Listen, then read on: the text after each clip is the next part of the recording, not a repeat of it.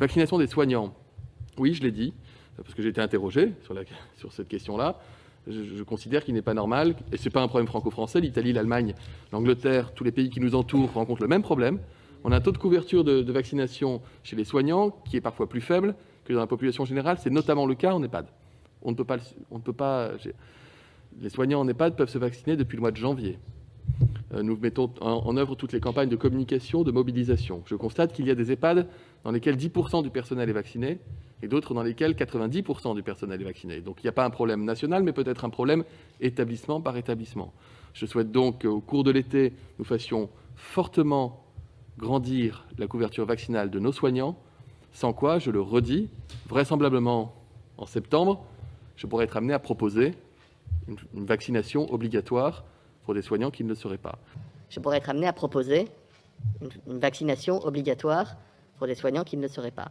Je ne peux pas être un ministre de la Santé qui pourrait regarder, dans l'hypothèse d'une vague, j'espère qu'il n'y en aura pas, mais s'il devait y en avoir une en octobre ou en novembre, les EHPAD se refermer parce que le virus y rentrerait, parce que les soignants n'auraient pas fait ce geste éthique qui consiste à se vacciner. Je suis médecin. Quand je suis arrivé à l'hôpital public pour mettre la blouse, j'ai dû attester du fait que j'étais vacciné contre l'hépatite B, entre autres maladies. Donc ce n'est pas une nouveauté. Et je le dis, on va travailler sur la confiance, sur l'accompagnement des soignants qui doutent, mais je ne laisserai pas les EHPAD à nouveau infectés par le virus. C'est encore moins acceptable lorsque c'est, bien involontairement bien sûr, mais de fait, par les soignants. Il y a un EHPAD dans les Landes, je crois, où 6 soignants sont infectés au variant Delta, dont 5 non vaccinés. Et alors que la plupart des résidents de l'EHPAD sont vaccinés, 23 ont attrapé le virus. 23 ont attrapé le virus. 23. Ils étaient vaccinés. 23. Ils étaient vaccinés, mais comme ils sont très fragiles, 95 ans, vous avez beau être vacciné, vous avez un risque plus important de tomber malade. Et il y a 3 hospitalisations. C'est pas possible. C'est pas possible. Jean Castex, accompagné de son ministre de la Santé, en visite express dans les Landes. Alors que partout en France l'épidémie recule, dans ce département la situation se dégrade. En cause, le variant Delta.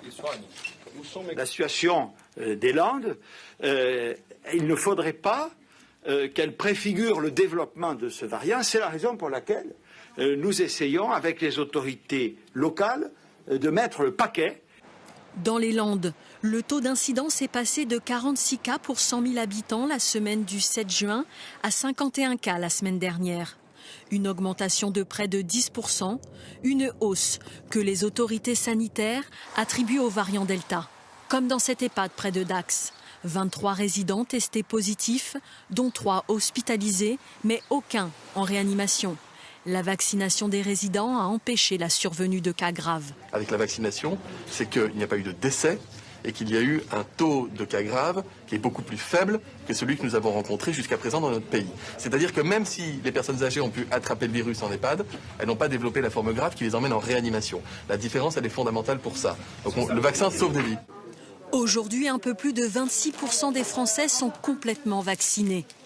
Et pour éviter une 4e vague due au variant Delta, il faut une couverture vaccinale beaucoup plus importante. Si on atteint une couverture vaccinale de 75% à la mi-août, à ce moment-là, normalement, on devrait pouvoir absorber la vague épidémique sans trop de soucis. En France, aujourd'hui, 9 à 10% des contaminations seraient dues au variant Delta, une part en constante progression.